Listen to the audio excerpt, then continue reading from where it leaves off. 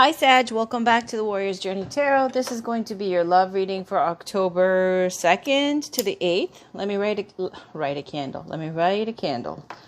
Let me light, sorry. Let me light a candle. We're going to be using the Rider-Waite Tarot today, the giant deck. I'm going to pull 4 cards. You don't need to memorize all the different positions. I will be saying it as I go. But this is for Sagittarius, Sun, Moon, Rising, and Venus. Celebrating happiness. All right. Sagittarius, Sun, Moon, Rising, and Venus for October 2nd to the 8th. 7 of Cups options. The first card is going to be you, Sag. Second card is your love interest.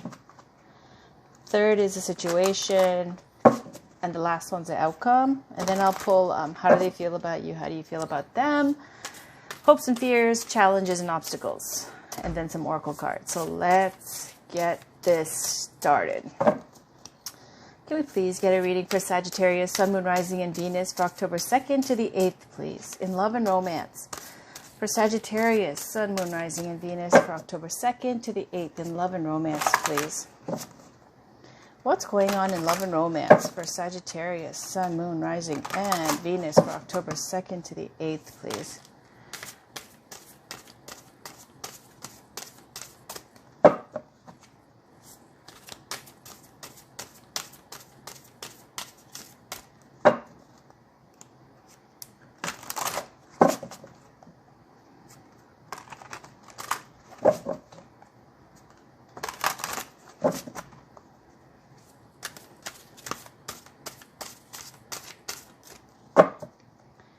Okay, I'm going to cut the deck.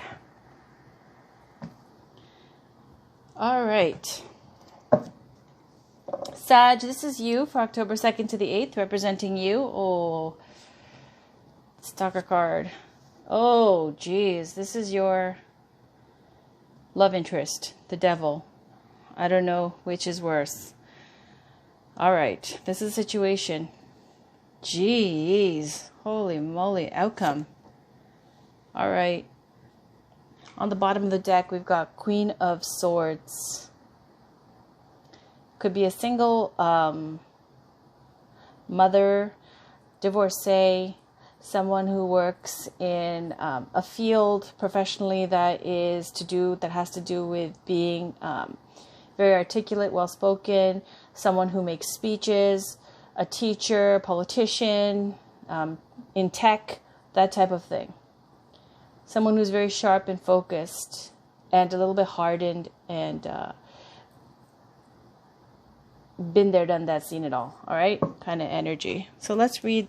No, before I read these, let me pull the rest of the cards. With the how do you feel about them? How do they feel about you? Hopes and fears and challenge or obstacle. I'm going to be pulling cards from the Muse Tarot by Chris Ann Donnelly. So can we please... Hold on, I got a card flipped over. 2 of them. High Priestess, 3 of Cups. So a secret being revealed about someone from your social circle, someone you're dating, and someone from, I don't know, some kind of social scene, your community, something along those lines, okay? On the bottom, the wheel, change. The Wheel of Fortune. All right. Can we please finish off this reading with the how do they feel? How do you feel about them? How do they feel about you? Hopes and fears and challenges and obstacles for both Sagittarius and their love interest. Gonna give it a good shuffle, and then I'll pull all the cards out at once. So this card, the first card is going to be how you feel about them. Then I'm going to pull one for how they feel about you, and then your hopes and fears, their hopes and fears, your challenge or obstacle in this situation, relationship, and their challenge and obstacle. Then we'll pull some love oracle cards, okay?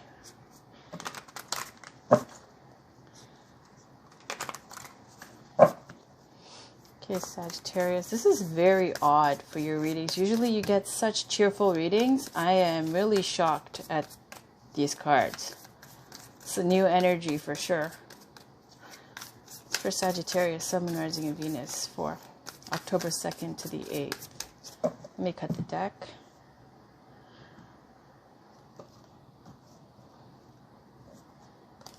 All right, so this is how you feel about them. Seven of Voices or Seven of Swords, how they feel about you. We've got the Muse of Voices, which is King of Swords. Your hopes and fears is the Wheel again. Okay, their hopes and fears. Eight of Inspiration or Eight of Wands. The challenge or obstacle for you here. Ooh, the Devil. And the challenge or obstacle for them. The Empress. Wow. On the bottom, Ace of Voices, Ace of Swords. A lot of sword energy. I'm just going to leave this here for a second. Holy heaviness, Sag, my goodness. Okay, so Page of Swords for you in this situation is that you are, this is my stalker card. This is the card of nervous energy, collecting information, doing your research.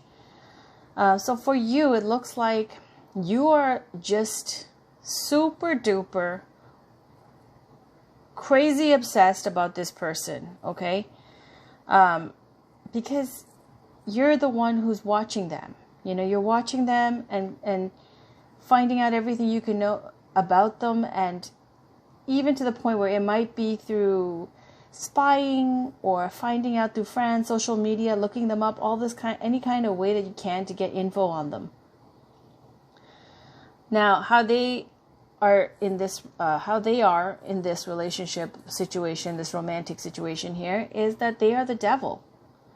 Okay, so they could have this tendency to be, if they're not a Capricorn, which they could be a Capricorn because that represents the sign of the devil, I mean the card for the devil, but it speaks to someone who's very lusty, very obsessive, controlling, mind controlling, mesmerizing, addictive.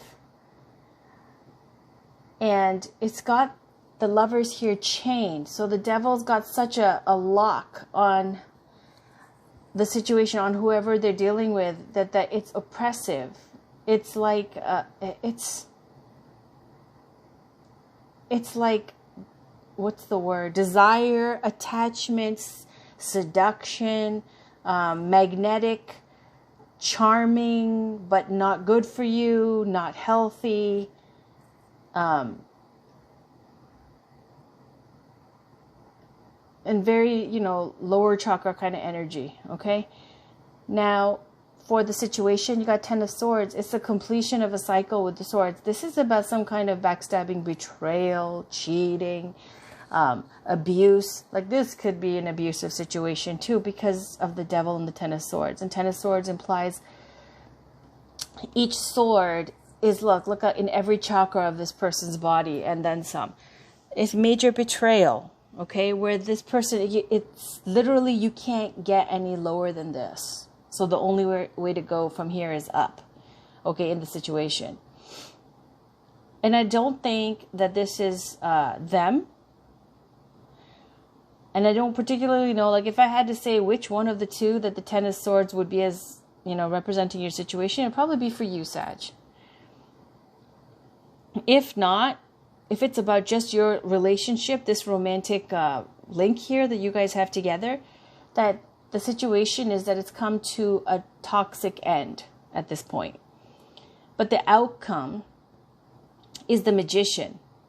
So the Magician has all the tools that they need to manifest. And honestly, what I'm getting from this is that, you know, this devil energy, because this devil energy is a major arcana, and Page of Swords is honestly, it's the page, you know, in the suit of swords.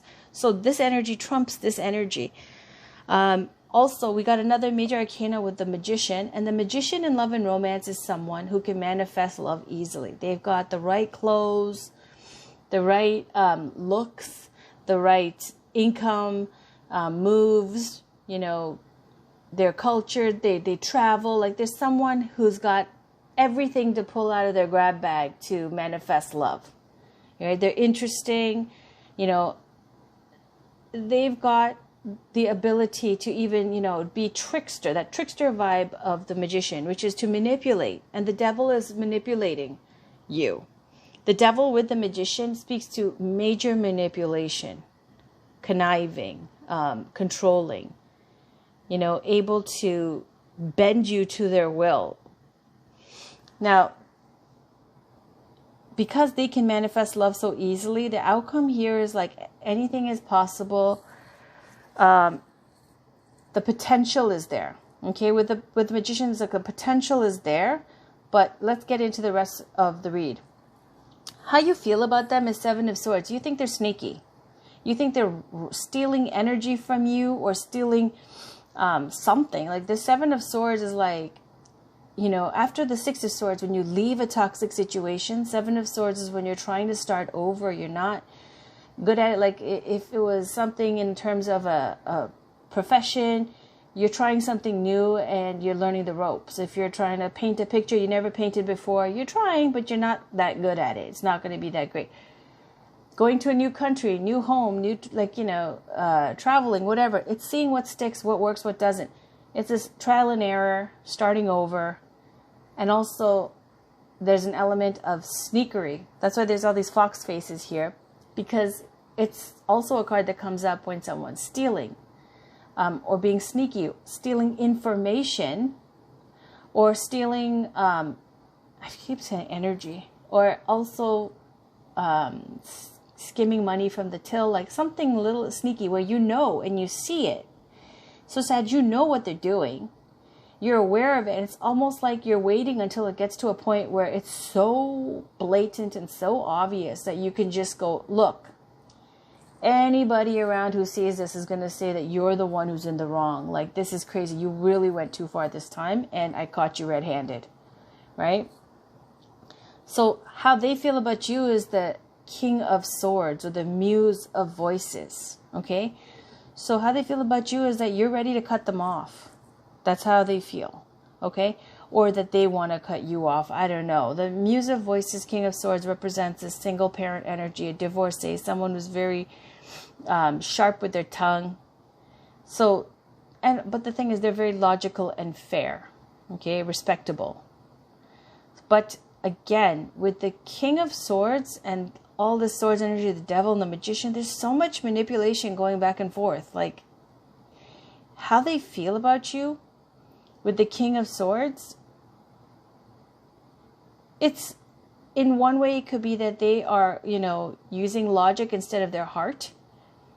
And they're prepared to do whatever's necessary to, you know, further their goals in their life. If that means, you know, keeping you around, or if that means cutting you off, whatever, it's going to be a logical decision that works in their best interest, as opposed to something emotional. Now, or they feel like you are like this King of Swords energy. Okay, ready to cut them off. Either way, it doesn't matter, because it's not good. Okay, so let's go to hopes and fears. The wheel. You're hoping for change, for things to get better. The wheel of fortune turns. So if things have been going really badly, the wheel implies that things will get better. If things are going great, the wheel implies that things might change. So also, I think you, Sag, you rule over the wheel. So it looks like what you're hoping for is for them to change, okay? And to try and to be better. For them, what they're hoping from you, what they're hoping from this relationship, Eight of Wands, they want passion. They want excitement. They want inspiration. So Eight of Wands is where it's like another card of, let me show you. This is a romance tarot or something. Oh, okay. I don't know if it's a romantic tarot. Let me find you the card for Eight of Wands, okay? It's a lot of passion and stuff, but again, it speaks to that devil energy, that lusty energy. It's not really a lovey-dovey kind of thing. It's more about selfishness, desire, attachment, and ego, and, you know, just getting what they want. Getting what they want and not really caring how it affects other people or you. Here's the Eight of Wands. So this is the Eight of Wands in the romantic tarot. Okay, you see this man, he's in bed, he's got some ribbon around his wrist, there's incense in the background, and the girl there, you know, who's opening the curtain, the woman there, you know, it's more of like a very, it looks like, you know, something passionate just went down. Well, that's what they're looking for. That's what they're hoping for. Now, what's the challenge or obstacle? The devil. It's them. That's the challenge or obstacle. You know this already. Also, you are addicted to them. That's what it looks like, okay, with the devil card. Either you're addicted to them or they're the problem. Either way, it's not good. There's manipulation. You see there's manipulation here, there's manipulation there, there's manipulation here. It's toxic. So in their challenge or obstacle, it's the Empress. Okay, it could be someone who is a Taurus, Virgo, Capricorn. It can be someone who, the Empress card is about creation, creativity, fertility. She is ruled by Venus, you know, the goddess of love. So the challenge or obstacle can be that there's somebody else, okay? Maybe perhaps there's somebody else. Or, you know, Empress can also speak to fertility and that Mother Earth kind of energy. Empress energy. So it just looks like they're looking for more than what you're giving them. Whether that's right or wrong, it's definitely wrong because they're still stringing you along. Okay, so Ace of Swords on the bottom of the deck is speaking up, telling them how you feel. You know, setting things straight, standing up for yourself. It's a sort of truth, victory, clarity. But let's pull some oracle cards because, hey, maybe I'm wrong. This is Doreen Virtue's Romance Angels. Let's get a card, please, for Sagittarius, Sun, Moon, Rising, and Venus for October 2nd to the 8th, please. Yeah, that's why the Page of Swords is coming up, because you don't trust them. You think they're sneaky. So you want to get all the info you can. You're watching what they do because you already know they're doing something, right? Something that's betraying you. And the Magician or the Devil can speak to player energy. All right. Can we please get a card for Sagittarius, Sun, Moon, Rising, and Venus for October 2nd to the 8th, please, in love and romance?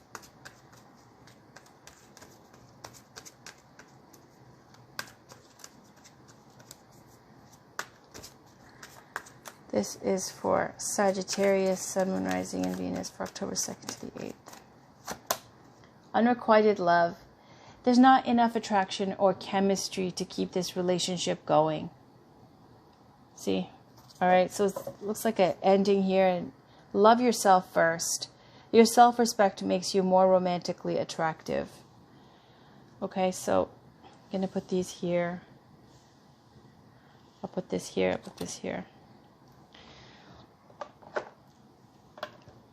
This unrequited love card, it says that it's about two people who are playing this cat and mouse game over time, where it's like the saga continues. It's just constantly, every year, every few months, you bump into each other. You connect, not really though. Flirting, you know, no relationship ever manifests. And that's because at the heart of it, it says both of you know there's not enough attraction or chemistry to keep this relationship going. One person definitely thinks they're too good for the other person. And so it says, love yourself first. Your self-respect makes you more romantically attractive. That means love yourself first. Be okay to be by yourself. And then you will find, by law of attraction, someone who is much healthier than this. All right. Now let's pick a, what is this called again? Like, I am getting amnesia because I have so many decks. Journey of Love. I've been using this for weeks. It's Journey of Love. This is by Atlanta Fairchild, Rasuli, and Cone. So can we please get an oracle card, please, for Sagittarius, Sun, Moon, Rising, and Venus for October 2nd to the 8th? There we go. 2, 3. Come on. 4. Okay. Please Google this because I'll tell you the card. I just don't want to read all of them. They're very long. So we got Angel of Jupiter Awaken. Number 6. Okay. 17, Her Grace. 64, Sensual Awakening. And 47, Soft. On the bottom, there's Self-Initiation, number 12. And again, this is the Journey of Love Oracle cards by Alana Fairchild with Lee Richard Cohen. Okay, so I'm going to do this again, the shuffle. And those messages were definitely, you know, from Spirit and for you guys to know, but it's a lot. And I have stuff to do, so more readings to do. Thank you so much, though. So I just wanted to let you know. You could easily Google that and find out what those cards mean. Can we get one card, please? Thank you so much for Sagittarius, Sun, Moon, Rising, and Venus for October 2nd to the 8th. For Sagittarius, October 2nd to the 8th.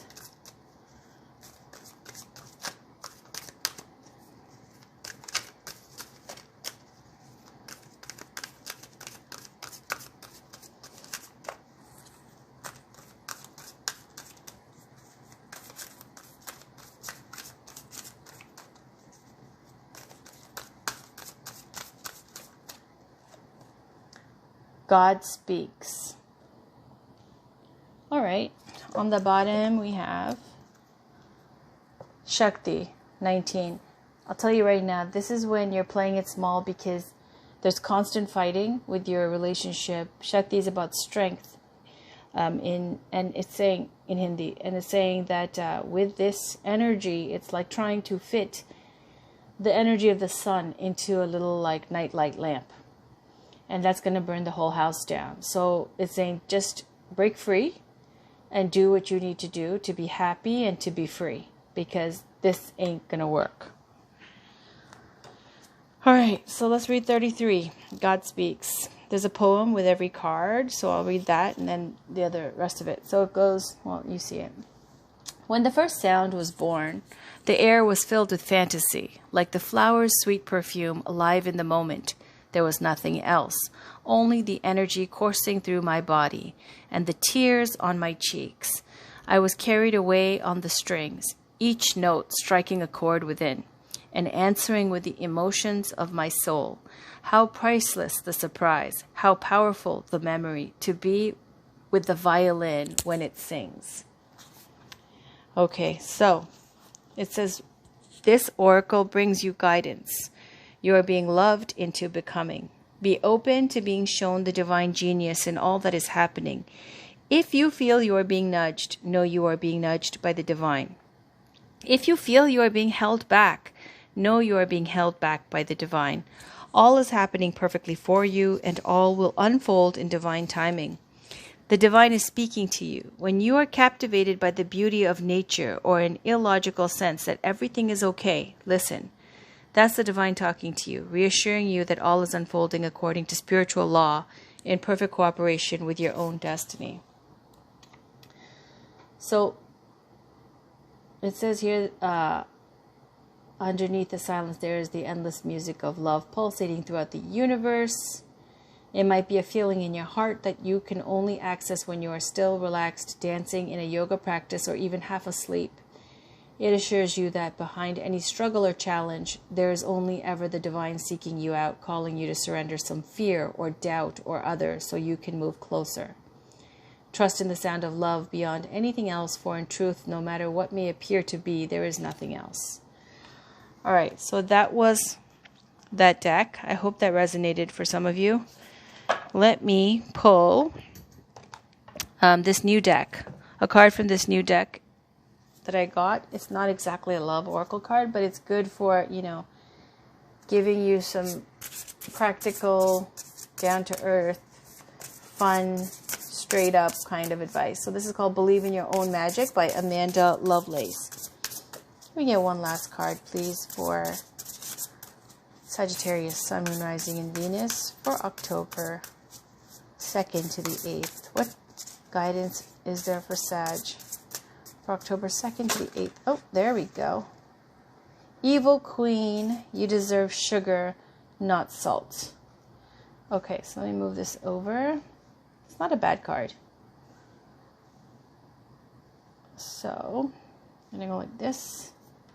Leave this there. On the bottom, we have lavender. Surround yourself with love.